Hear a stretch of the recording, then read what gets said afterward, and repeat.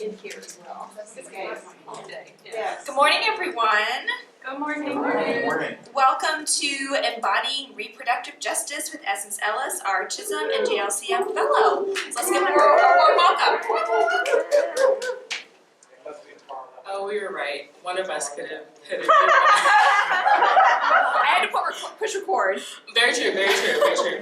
Okay, well, I'm Essence Ellis. This is Embodying Reproductive Justice. So we're going to do I'm going to do quite a bit of chatting, and then we're going to do some reflection questions, and then we're also going to do a little movement. So we're all slated. I think we'll have a fun time in an hour and 15 minutes. But if we have to skip some things, we'll skip some things. It'll happen as it happens. I will say, I'm not like bad nervous, but like kind of like, this is new content, I have new thoughts that I've been pondering, so I'm saying new things. So if you see me like looking at my notes, it's because like I very like intentionally articulated things, and I want to say them right because I value them and I want you to hear them. So don't worry, it's not because I don't want to lick y'all. That is not the case. Alright, so we're going to introduce ourselves, and what we're going to do, it's a pretty small group, but I would still, I don't enjoy the like sharing out to everyone thing. So if we're just gonna turn to our neighbor, whatever neighbor you have, and what we're gonna do is your name, personal pronouns if you feel comfortable, organization, and a fact that's actually fun. So to lead by example, I'm gonna get us started. I'm Essence Ellis, she, they pronouns are good for me, I'm the CHHSM Fellow, and one of my actually fun facts is that I have very unironically seen all 3 of the Back to the Future films on multiple occasions. So, if you've ever wondered what I enjoy doing, those are the things. So find a neighbor, converse, go over your introductions. I'm going to give us literally 1 minute and 30 seconds to do this, so if you're very long-winded, I'm so sorry. So let's just do that really quickly.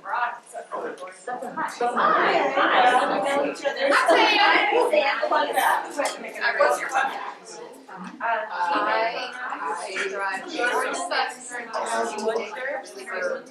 drive the jazz public. It's very fun. It's very fun. It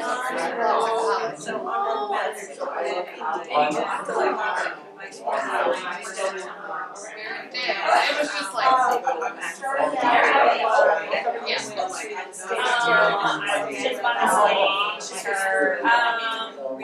was younger, I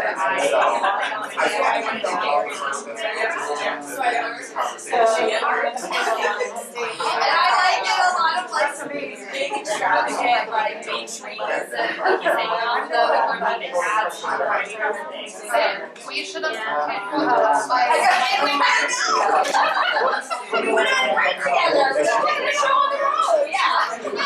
I used to have a fundraiser for our school, like for like our campus. All right, our time is up. I wish I had my phone. I guess it's okay. All right, let's bring it back in. I might have to clap. I don't want to clap. Okay. All right. You're going already. Yep.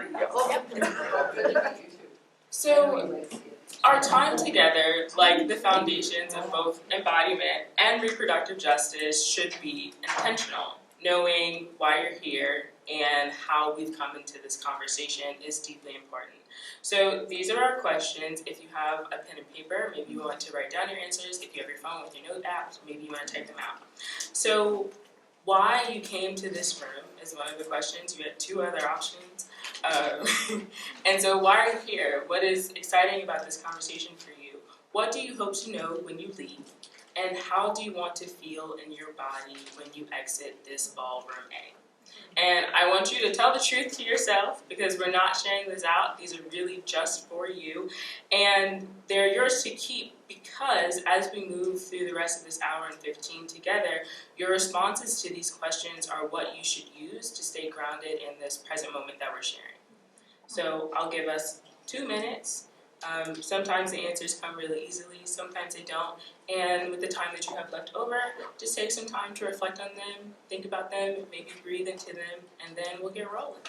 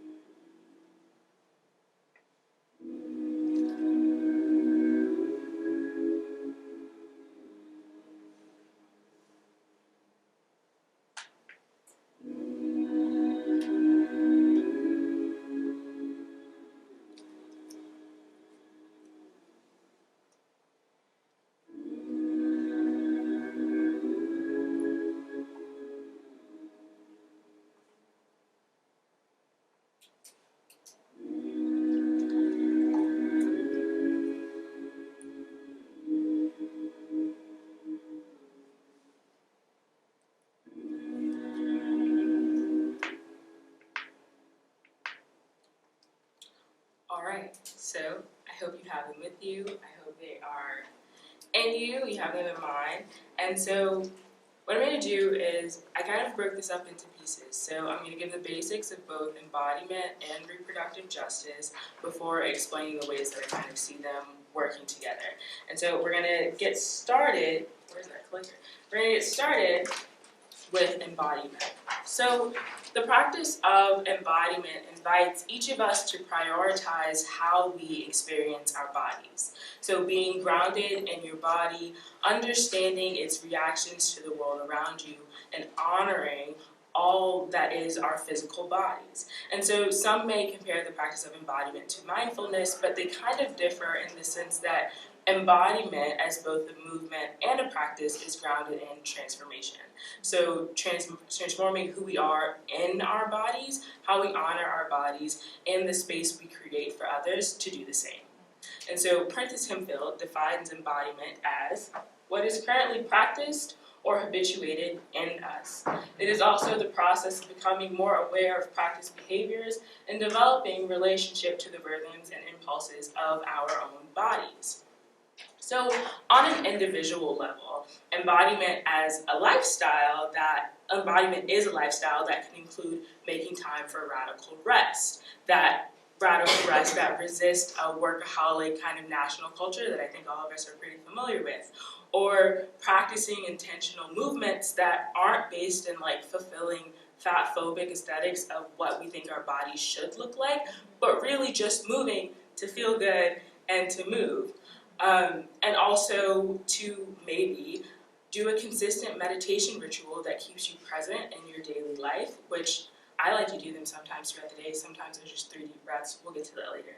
Whatever it may be, on an individual level, embodiment is rooted in an intention to learn the patterns and habits you practice when you are being your favorite version of yourself.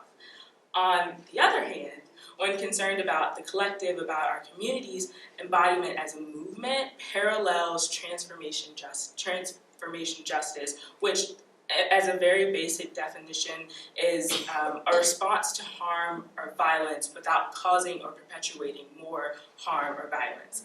So as a movement, embodiment can look like building intentional community that allows you to come together with the people you choose to love and be loved by in order to heal through trauma and oppression together, because both of those are ongoing.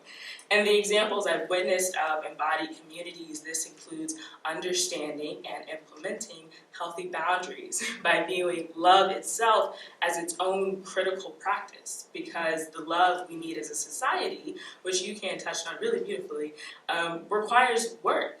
So it's not enough to call embodiment some of the other things that we may experience, because it can transform into a lifestyle, because it can be a movement. Like, you're moving by yourself, you're a force when you're together. And that's not to say that every single moment of your body should or even could be intentional, of your life could be intentionally embodied, because that's unrealistic. But it is to say that we are, trying. So, with a show of hands, how many of you, and you can keep your hand up if like each question kind of applies, how many of y'all do work with low-income folks? How many of you work with members of the LGBTQIA+ community?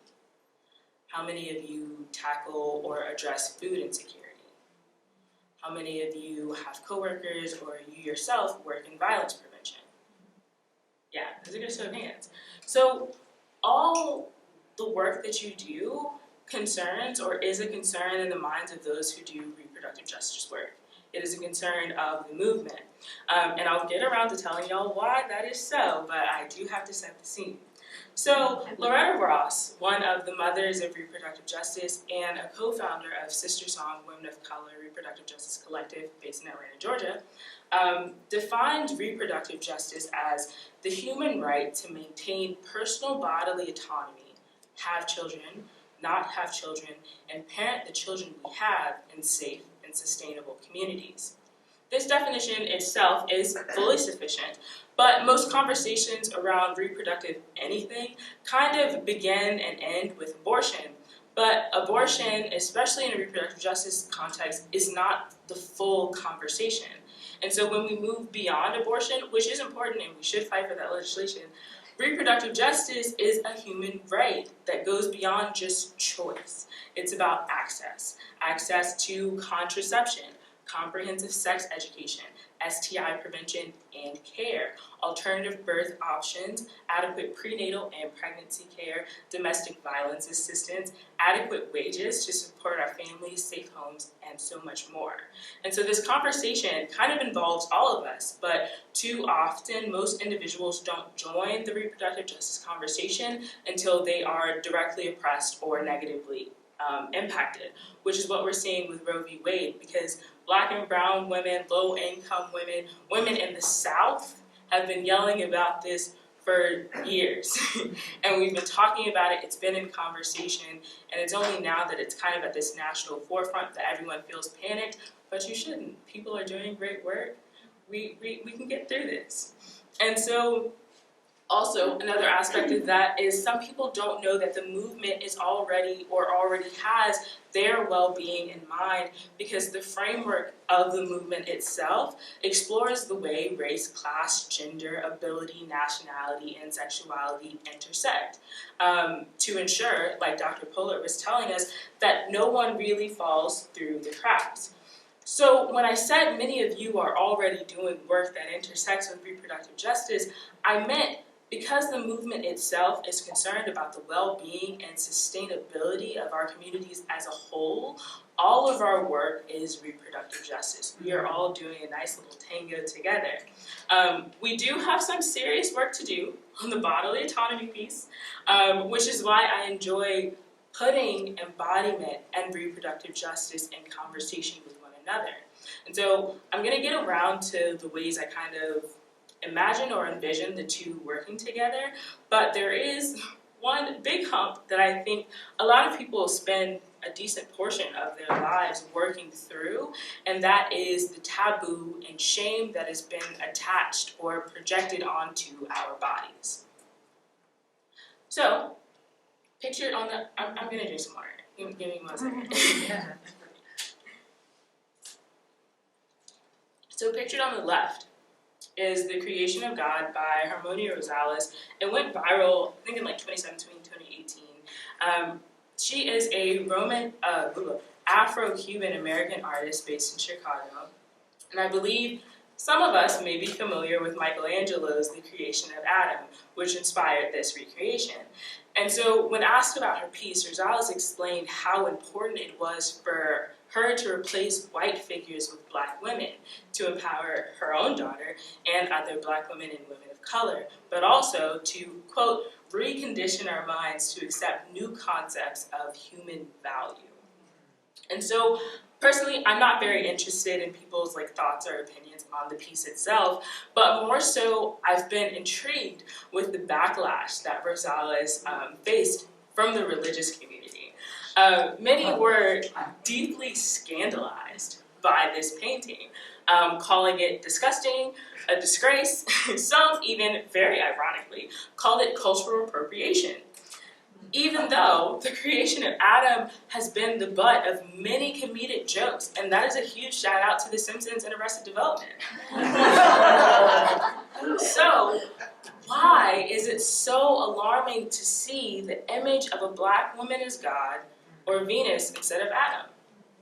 The answer lies within one of the many reasons Black women and other women of color began the reproductive justice movement.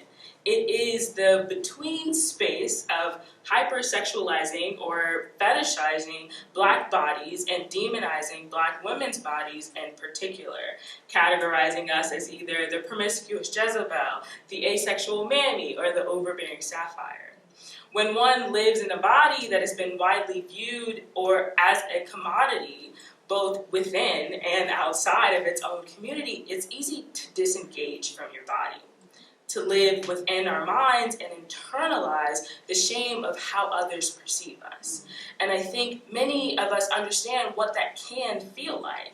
It's difficult to live our lives, do our jobs, serve our communities if we're struggling to connect with the one thing the only thing that is truly ours, these physical bodies, these bones, right? And so embodiment in and of itself also does not equate to the fulfillment of cultural norms around biology, gender, and able bodies. Embodiment speaks to our physical experiences, our witnessing of how our physical bodies alert us to situations that our bodies may not be, that our minds may not be immediately aware of. And so embodiment for me is also a deep privilege as the descendants of enslaved folks who were forced to live in the corners of their own minds because their physical bodies were being purchased and sold by savages. And also, as a neurodivergent Black femme and a not-so-thin body that grew up volunteering in church, leading youth group, I was a junior usher very faithfully. And even into adulthood, in seminary, I worked in churches, and so I've spent countless hours not pondering my theologies or my sermon, but what I'm wearing. Thinking about or determining what movements I can make to allow my physical body to be inconspicuous, less of a distraction. But as we engage in embodied work and make ourselves more familiar with concerns of reproductive justice, we have to be comfortable in these bodies. And I don't mean the comfortability that has been weaponized by white supremacy. I mean genuinely being grounded in our bodies no matter who is perceiving us, no matter what environments we are in or occupying. So, it's time for another personal reflection question. or a range of them. I told you, like, they're fun, but, you know, they're a little heavy. So, how has the scandalization and or hypersexualization of your body prevented you from being comfortably present in your vocation, work, or calling? And what I mean by that is, how have you been taught to contort your body, change your voice, limit your hand gestures, fix your hair or makeup in order to fit better into the box of how a person like you should present in your role? And the fun question, how would you present yourself if that box didn't exist? And so we're going to take about 3 minutes to cover all of the questions, to reflect. Maybe you jot it down, you don't answer it right now, you take it home, you think about it later. But once we do the individual reflection, those are yours to keep. The last question, though, what I like to do, I like to imagine, I like to envision. So this last question is what I kind of want us to share, or what you all will share in groups, is if that box wasn't present, how would you present yourself? Who would you be if you didn't have all the other projections and other things going on? So we're going to take 3 minutes for the individual question, and then we'll come back for 4 with groups. So you're welcome to write it down or notes app, you know. I also encourage that. There's something very powerful about putting pen to paper or taking the time to actually articulate what's going on in your brain. So our timer will start now, and I'll turn on some tunes.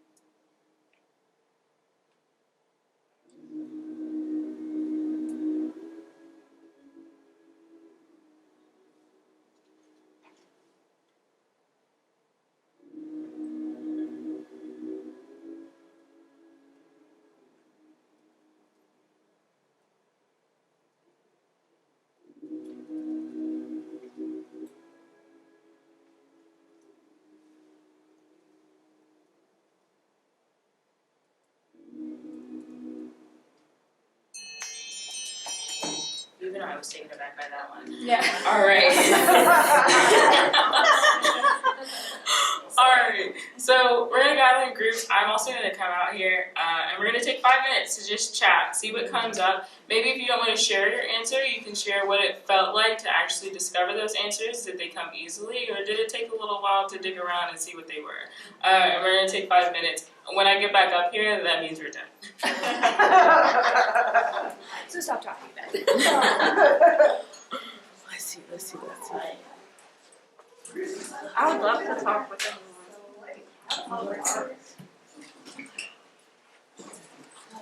It's hard to imagine. Yeah.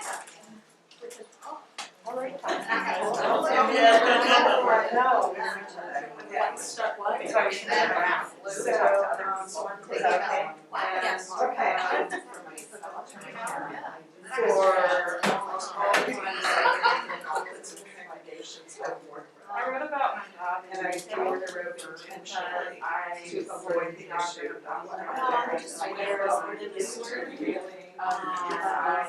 Just all of that. Neutralization feel. So it's not complete. It's still kind of conversation. I work an $11 an hour, but I enjoy work that I feel uncomfortable. It's so very. Do you have to dress like a certain way? Yes, I wear a black satin that my work skull might be above my knee. That I might stand up, but that I can use my body in a way, but I won't wear them for public now. But I love like shorts to be in any way. I thought about you know like drinks. Starbucks in some way. Which was gonna kill me. So I generally dress covered in pants. What did you think about it? I'm sorry. What did you think about? I know there's all sorts of stuff. It's different for me. I also think so. There's the I appreciate it, so you have to dress a certain way. In the rare moments where they're coming up, like I you know, they put my and I internalized. They think I was speaking out the messages and heard those messages. But I remember so when I joined the UCC, I was very attracted to wear a robe for that very reason. I feel like I need a little bit. I don't have to.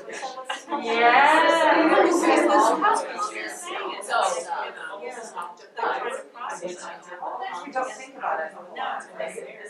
Shorts. You know what?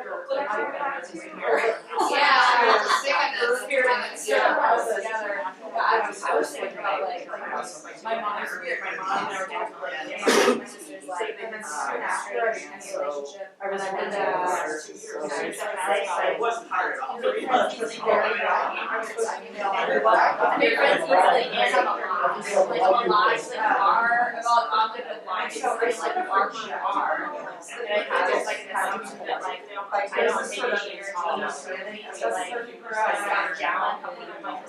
Like just right.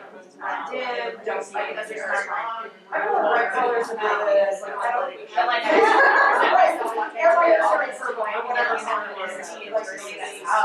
I'm just gonna do whatever about like I'm gonna do that. Especially after you're something else. And then try to hear less information and be like, don't say that. Still wear that all that on. Like that had an extremely low experience. I don't know. I'm not sure if that's how I would dress. Like I should watch it and what else. Like to wear that. That's still the exact same. That's the I know. So that's how I was. Yeah, that was a good question. The last question I was saying, I don't think we need it. Yeah. Working out that box. I don't know, like, I had somebody talking about like what is their body house. And no one should they should I don't know.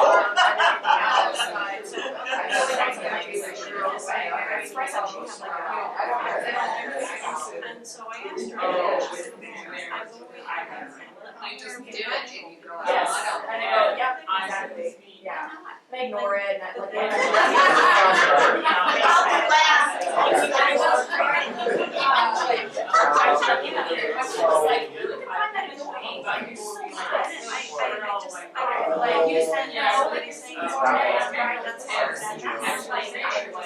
But if you're a man,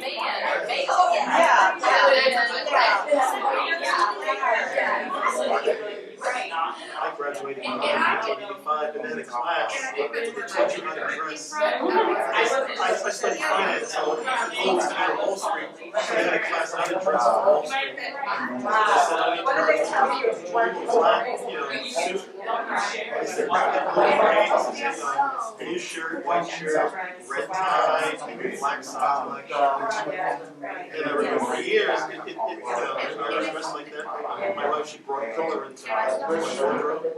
Because you think you have to be that to be in that box. And they also said, because I'm a big man, the big black man, they said you have to make much so you don't intimidate anybody. You make large movements, so you stand up. I'm naturally intimidated because I'm a big person.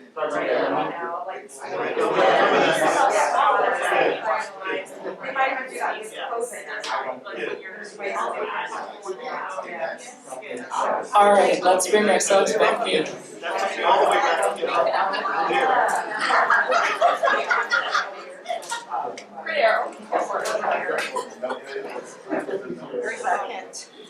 All right, so I hope that felt generative for y'all. I hope that you felt comfortable and the sharing was good for everyone. Before we, I don't think this is where I put this at, but I'm gonna do it anyway. Before we move on to like this slide, let's all just give ourselves a little stand up and like a little like something. We've been sitting. We've got a little bit more of me chit-chatting, so. And you're welcome to stay standing. I like Leah does that sometimes, and so if you want to join the Leah crew, you're welcome to stay standing. And so let's jump back in. So my centering sentence, which I was fairly proud of, I'm not gonna lie to you about it, because when I finally got it right, I was just like, this was right. So the way I kind of imagine or envision these coming together is simultaneously, embodiment calls us to liberation within our bodies, while reproductive justice calls for the liberation of those bodies. So I have these cool arrows, and we're gonna go around in the clockwise order, starting with beginning, going to speaking, and then discovering. So being present in your own body is an invitation for others to do the same. And so, the folks say things like that all the time. Gandhi gives you be the change you hope to see in the world. You transform yourself, so transform the world. The girls were right on about it. Like, they were very spot on. It is correct.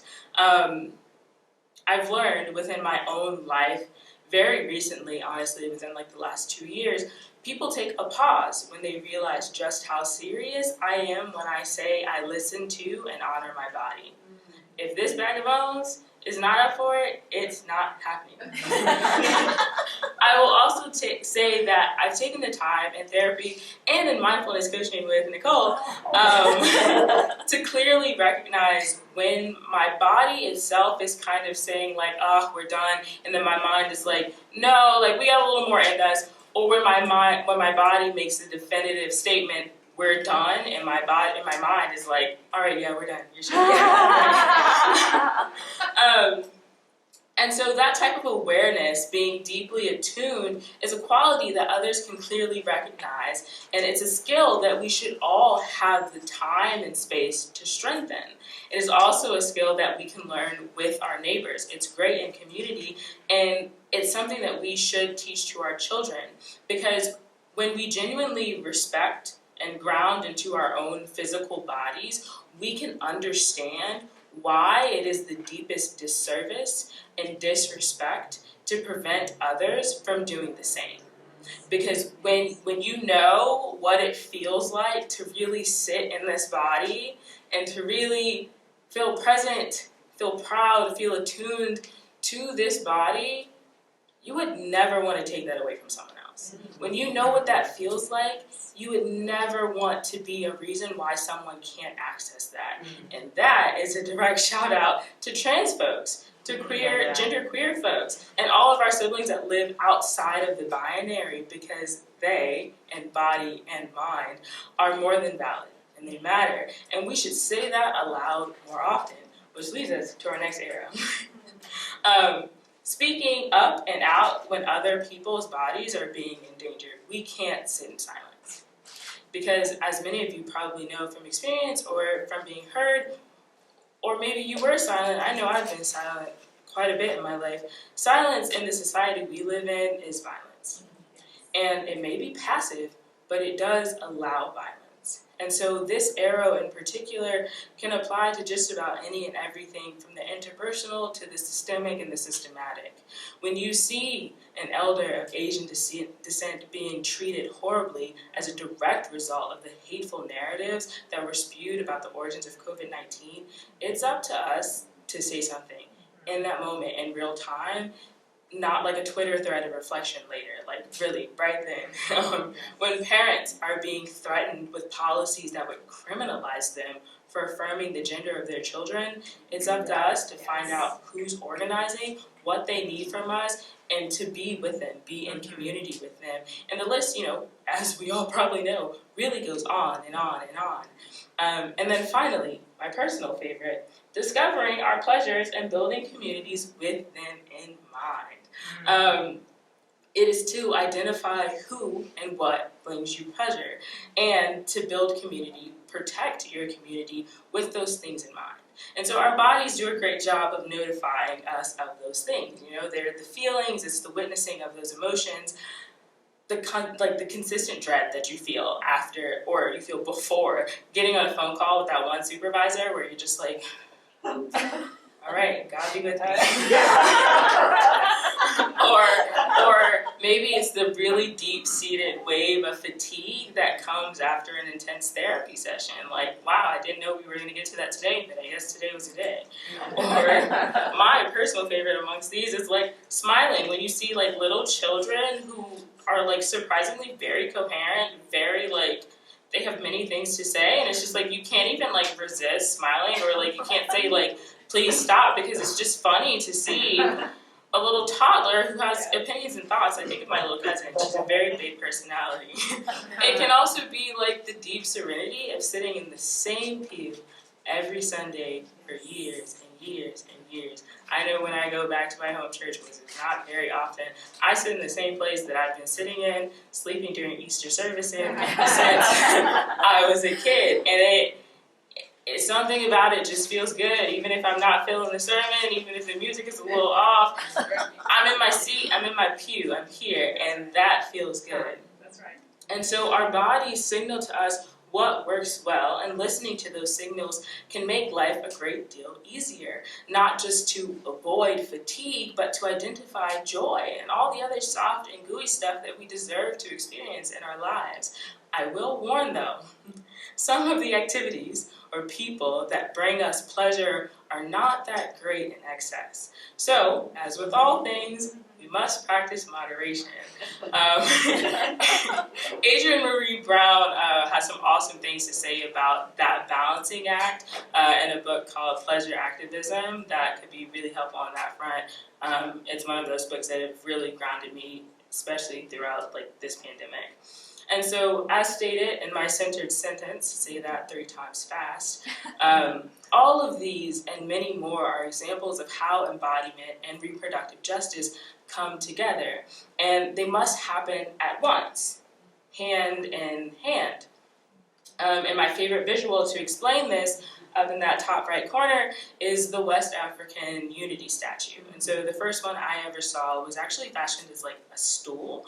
But the statue can expand and collapse on itself. So it'll expand, it'll be wide, they'll also be really connected, it'll collapse and do the same.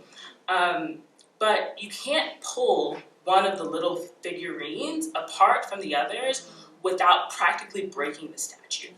And so also when you go to push one of them in, they all start moving at the same time. And that's how we can imagine this work. when I move, you move, just like that, right? And so it's not easy, right? It's not easy because if you only have 2 hands and you have a 5-heads figure and either you do it really awkwardly to push them all in together, or ideally, you call someone over who also has a couple hands, maybe someone only has 1. Either way, it's helpful, and you push it in together. It's really easy. And so that's all, like, this is all great, right? Like, this is all great. I've given some real strong paragraphs, some cool things that I've said. But what does this look like when we leave this ballroom A, right? What is it when we're no longer in Louisville? That is a great question. Thank you all for asking. So, I broke them into parts. Thank you, Diane. I broke them into parts, reproductive justice, and then we'll move to embodiment. But reproductive justice in our daily lives, one thing that I've taken away from being a part of this conversation, going to webinars, reading the books that I just resonate with very personally are becoming a storyteller and seeing the big picture. And so realizing, oh, these are out of order, sorry. I'm gonna jump over here and read this part. So telling your story, right? And so all of us have a reproductive justice narrative to tell, be it one from personal experience, or maybe you were helping a friend out, maybe you were a caring hand. But we need to tell our stories, because when we tell our stories, institutions, systems, and other people don't get to say that they didn't know, right? And so when you have a space where you feel safe, held, able, where you've set ground rules and boundaries with the people around you, tell your story. Not just because there's power in telling your story, but because our stories shift outcomes, be it interpersonal, political, spiritual. When we tell our stories, things change. When we speak them out, when other people hear and know, it's not just you anymore. It's all of us, right? And we're accountable. And this computer is very different from my own. And then also realizing that there's always a bigger picture that we're a part of. I was actually just talking to George about this recently, which was really helpful. So we should always reflect on the big picture, right? But maybe don't stare at it, because it gets insanely overwhelming. Very much so. Like, it's cool that you can see it, it's great to have the vision, but you can't sit there the whole time. Again, moderation. We all do amazing work together, but each of us are just one person, right? And we talked about this. And it's okay to not solve the world. It's okay to leave some of the solving to other people and God. Like, sometimes you're just not a part of it, and that's okay. But do remember the big picture is there, so don't look away too long. And then also the big picture is seeing who's there with you, right? So get to know who's around you, what they're doing, and how you fit in. There are reproductive justice collectives, abortion funds, organizers all over the place doing wonderful work, and they have efficient plans set and in mind. And so join them. Don't co-opt their movement. Ask them what they need, and if you have the resources, hand them over. If you have the money, open your purse. And so what we're going to do right now is, if you have your cellular device, anything that's connected to data or Wi-Fi with you, go ahead and pull that out. And if you don't, find a neighbor that does. And I'm going to give us all 5 whole minutes to go to Google and search reproductive justice or reproductive freedom or reproductive collective or any other reproductive, whatever you're concerned about with reproductive justice, plus your city. If you can't find anything in your city, search your county. Can't find anything in your county, search your state. Can't find anything in your state, search a neighboring state. But it would be deeply irresponsible of me to have this platform, to have this time, and allow any of you to leave saying you don't know who's doing what around you. So we're going to take these 5 minutes. We're going to do our thing. If you need, you can come up to me. I can help you out. Sandy, I might volunteer you. If you need specific words, go to Sandy. And we're going to take these 5 minutes to look it up. I'm also going to do it.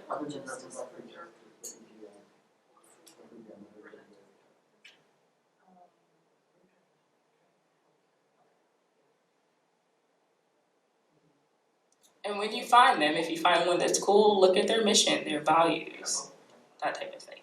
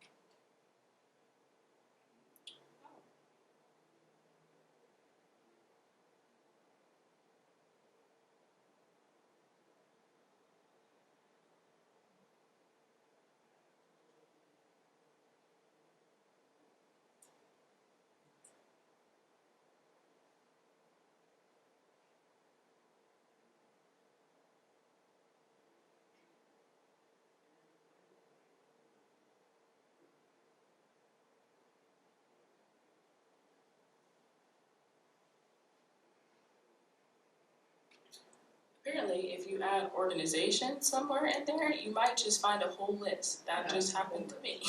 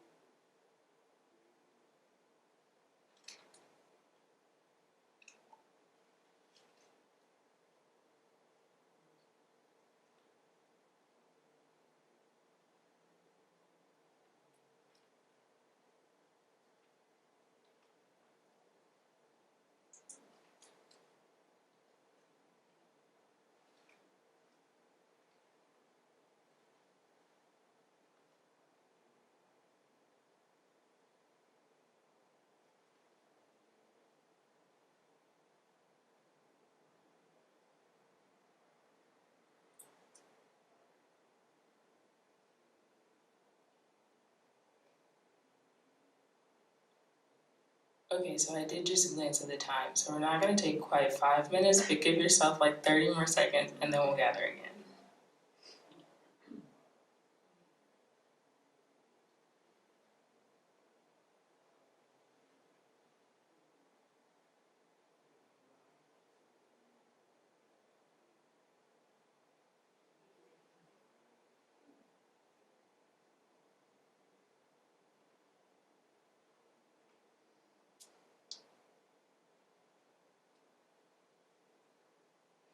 All right, let's bring ourselves back in.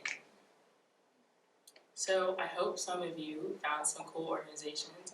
If you didn't, my email is going to be at the end of this presentation, and you are more than welcome to email me or pull up on me after the presentation, and we'll get something sorted, because I will happily search for you or help you find something in your area. All right. So, embodiment as a lifestyle practice. So, that's crucial.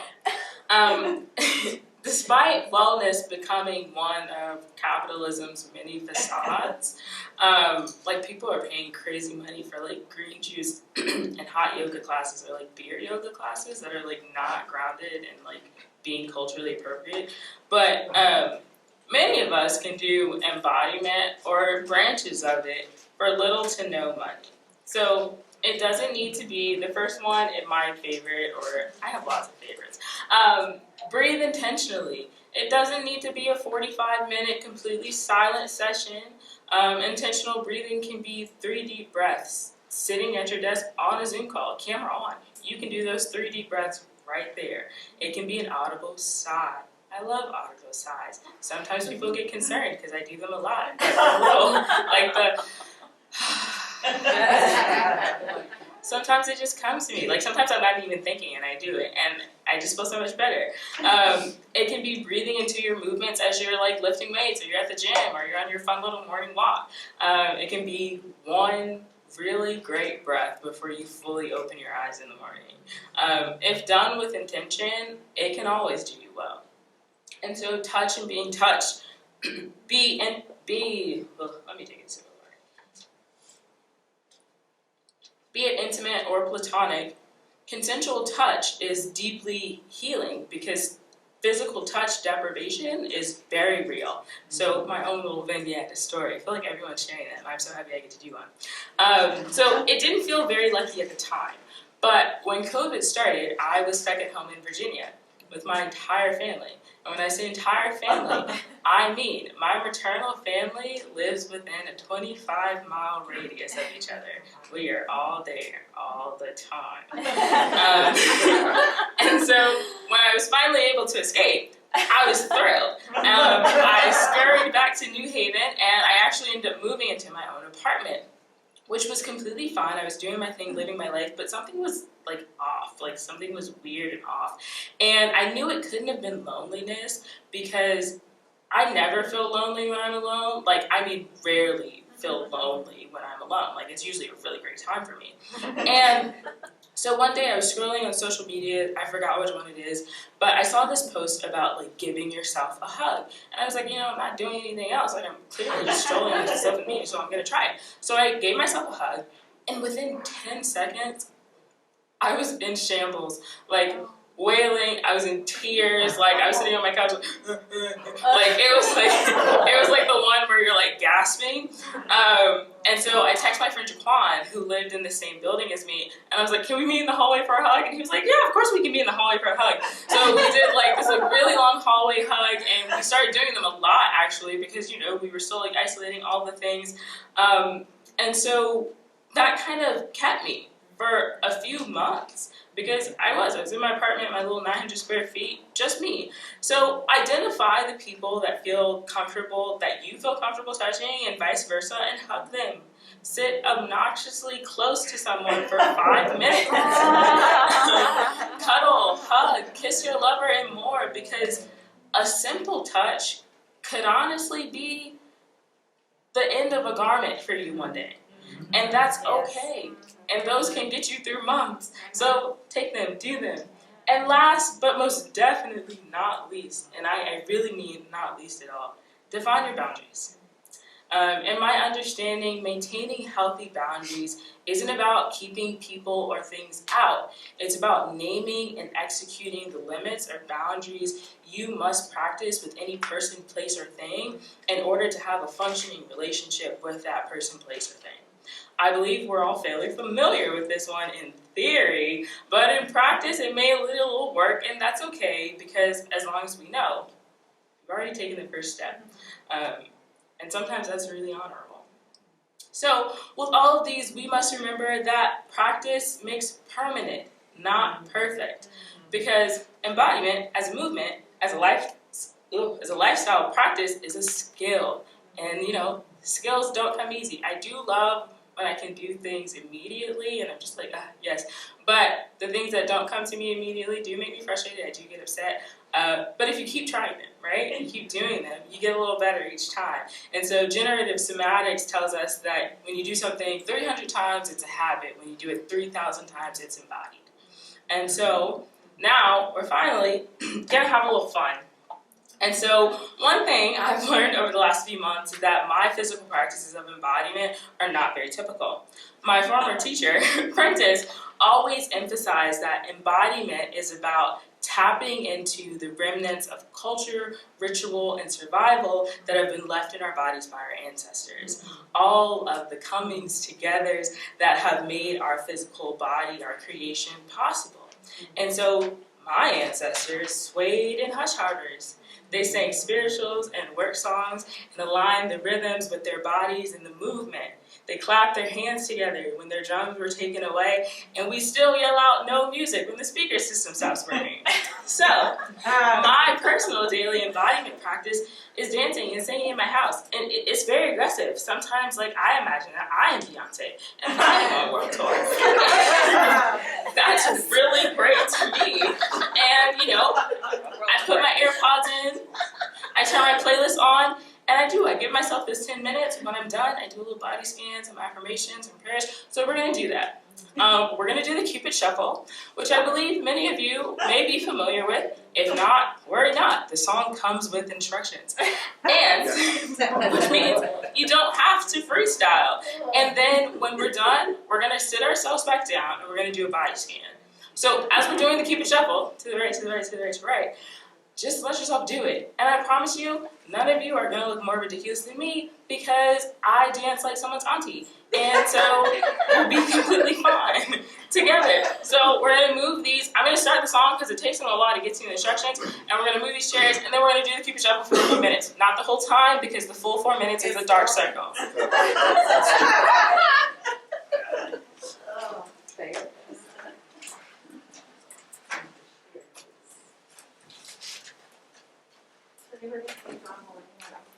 Yes, I was just thinking that. Yeah.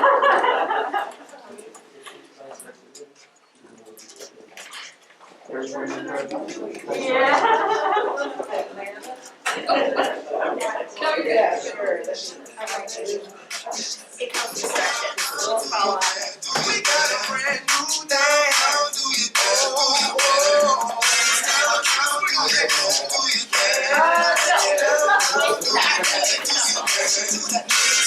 They say I'm a rapper, and I say no. All right. What you So it's the line dance, right? So we're all doing it just let the music come from my soul, so all of my people can stay on the floor. They got a brand new dance. You gotta move your muscle. Brand new dance. It's called a Cupid Shuffle. It don't matter if you're young or And you're we're going old. to right first, I We believe. gon' show you how it goes. To the right, to the right, to the right, to the right, to the left, to the left, to the left, to the left.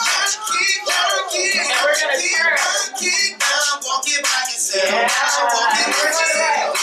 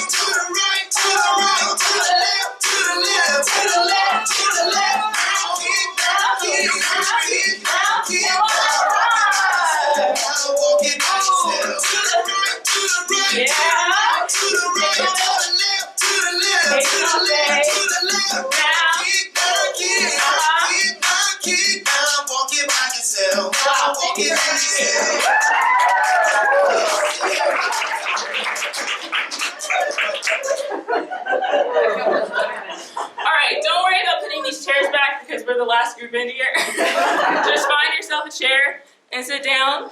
We're gonna catch our breath for a second. Ciao.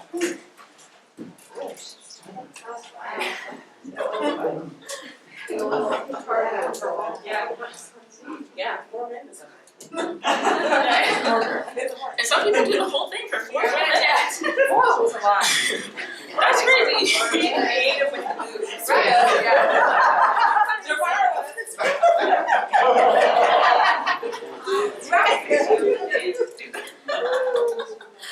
Alright, so in your chair, you might want to space out if you're like really close in your chair.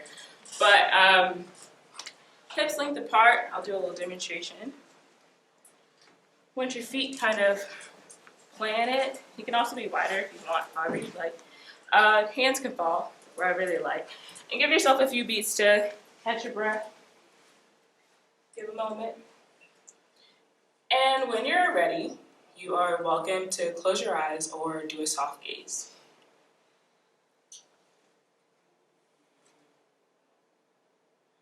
And so I want you to notice the sounds around you.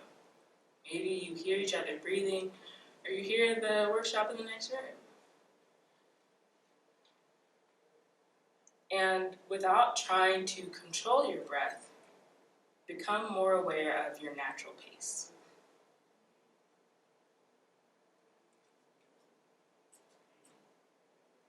And when you're ready, give yourself an intentional inhale and move your attention to whatever part of your body feels most grounded right now.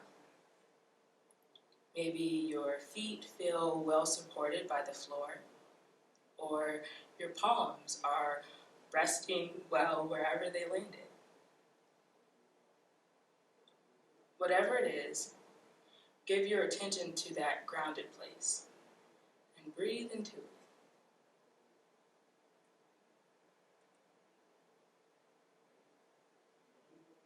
If your mind wanders during this time, let the thoughts come.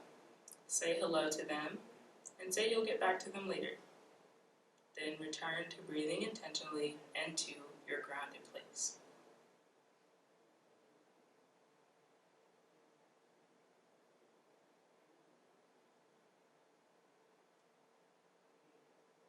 How does your body feel right now?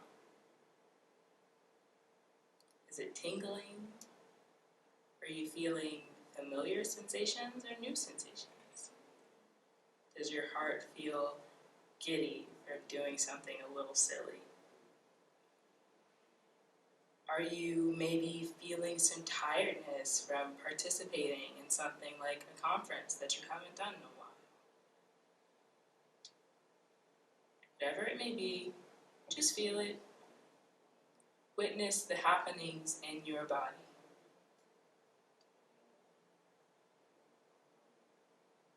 Give gratitude to them. Gratitude to your breath as well.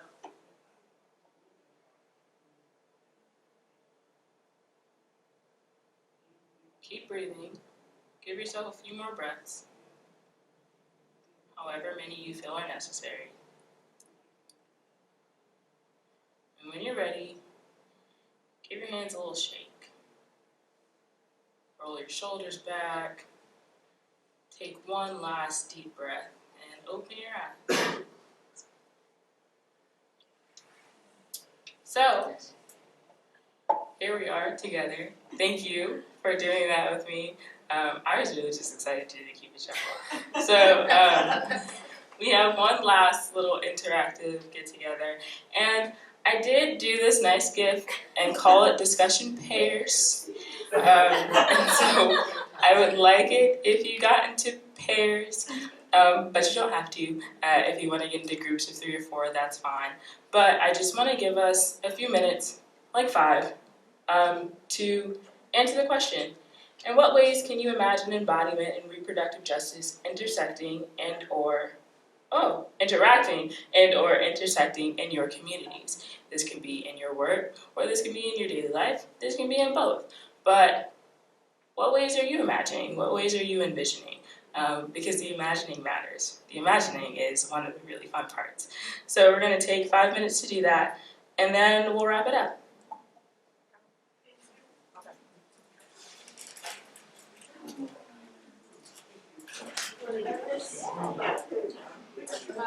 Come on in.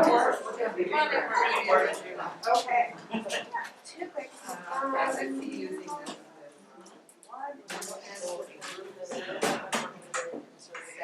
Myself humming.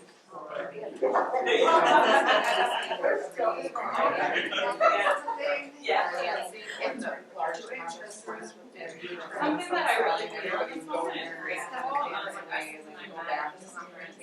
I have experienced my body is very just embodiment. I bring expression to our bodies.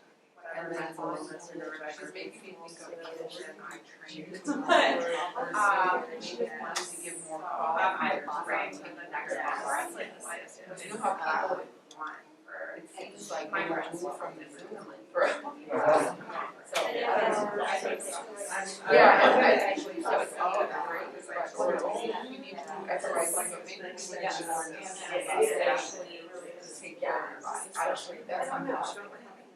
I mean, and any kind of trauma, but and like you were talking about like we're literally your actual brain is not being allowed yet. Like at rent time, I know. This is great. bodies, that's right. I teach about mindfulness. I think about too, like the body, leadership development, what you're saying earlier about like you and your own body. I never thought of allowing. I really try to be biased and inclusive as best I can. Everybody's kid to kid, parent family, staff, and actual kid, I mean, all of them have permission to do what they need to do. But I'm not telling what to And we serve a God who is in body. It really was. So what happens? My body in worship is a white woman and I know that people are like that. I use my hands in worship, and one of my parishioners said earlier, about like That's that, the same racial what I do. that she has kids, so absolutely, and I'm not sure how that gets like better, but that's The fun about other it, kids, right, little thing like that, That kind of stuff. Wow. Yeah, we went through a period before where we were funded to. And the first two people, there was we could do a variation of the body. We could have meditation on your body, and then extend it to the body of another. And you have another, and then meditation on justice. It's a short meditation that brings all those, ties all those things in. Alright, good. That's what I was looking at the whole time. you're like, I like it. You're the expert. You can weave it all in. Some loving kindness to the body.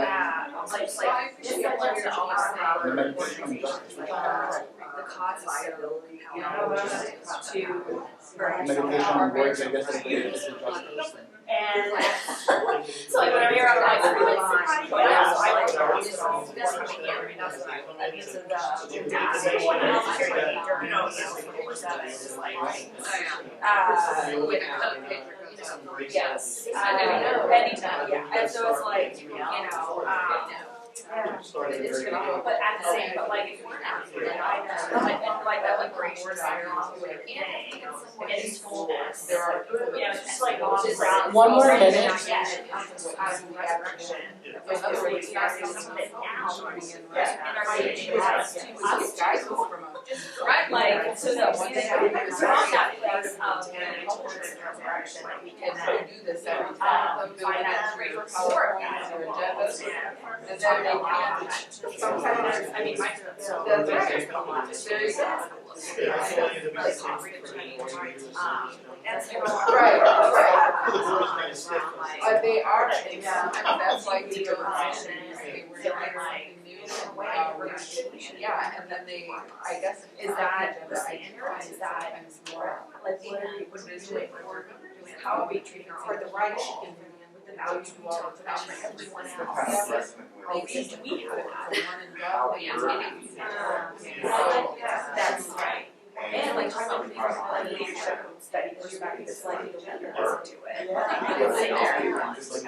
Alright, let's bring ourselves back in.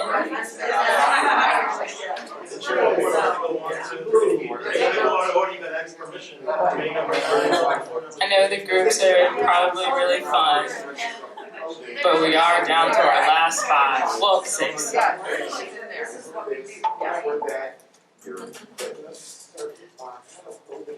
So it's our CEO, so I'm gonna. Yeah. Putting you in that box.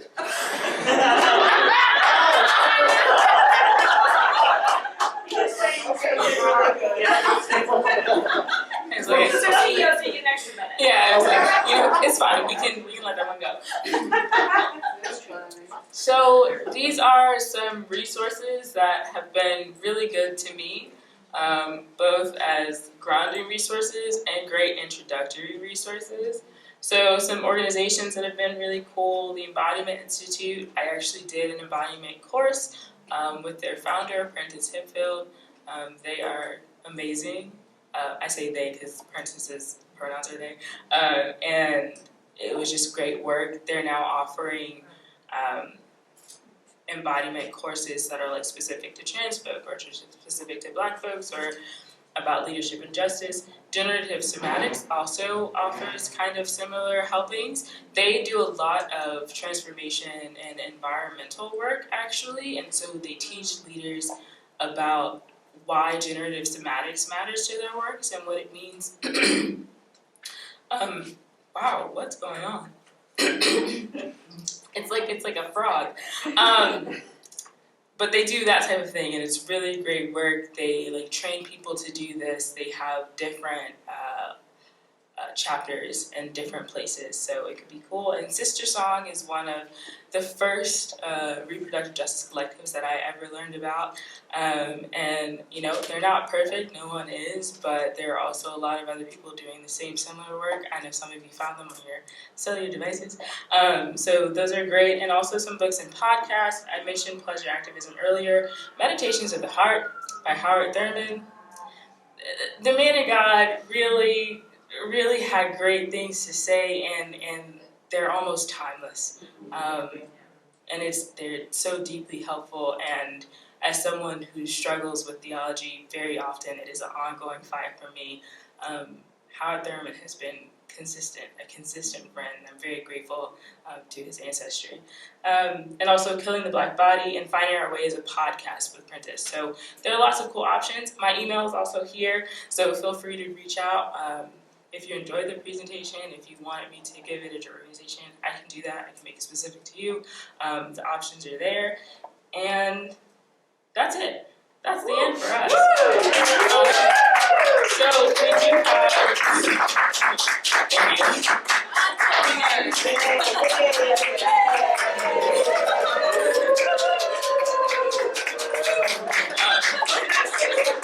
Yeah. Okay, I just want to make a point, and maybe I'll do a workshop next year to extend this line of thinking. So I'm a person who works with people with disabilities. And so the whole embodiment issue is huge.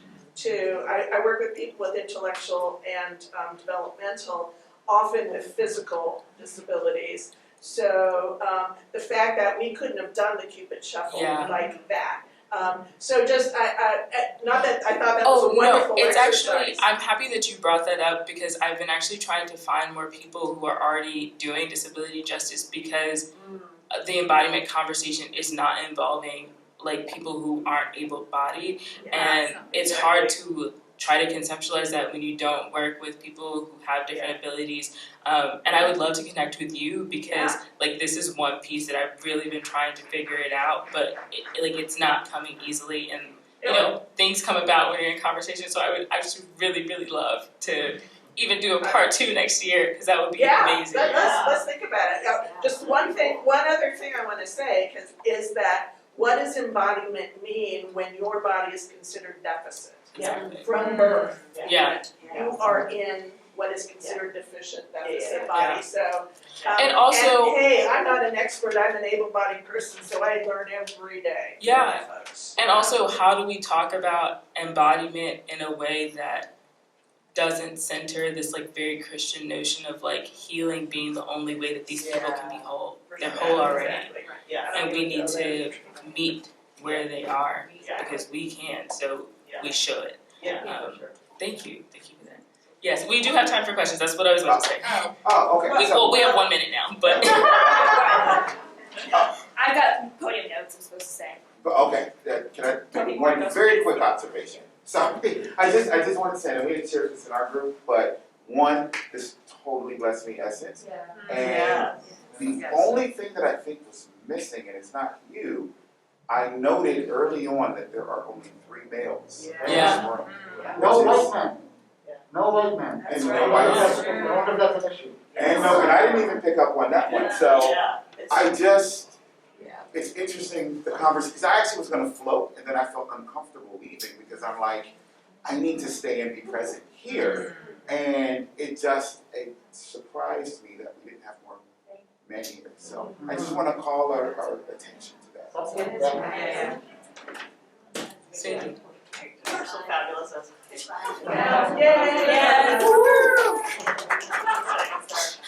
This was outstanding. And I was sharing a microphone of policy. I do policy advocacy, and as a policy person, like it was, you know, I really think about where does policy land in people's bodies? Like policy, what is embodying policy, public policy look like? And I'm thinking a lot about the June upcoming decision of the Supreme support. And to Mark's point about, we need to call out the men. Where are the men in this conversation? Like, you know, where are you guys? You know, and now is the time to impact the narrative. Like, now is the time to impact the narrative. Like, your storytelling piece was so right on, but we have. I got it from you. But we got to start now, if not yesterday. I want to just. We're gonna make Leo the last one so we can stay on time and Elise can do her podium. Well, it's just because there's announcements for like, we need to leave soon for Yeah, us. yeah. So that's fine, right? So I'm just gonna circle back as we came to the initial question. Why am I here? Alice. What do I hope to learn? Whatever Alice has to say. What do I hope to leave with joy? Amen, amen, amen, Alice. Great close out. So my notes say that at noon the buses are leaving, which is in 15 minutes. And some people I know need to like check their bags and stuff and then also get on the bus and get out of their rooms.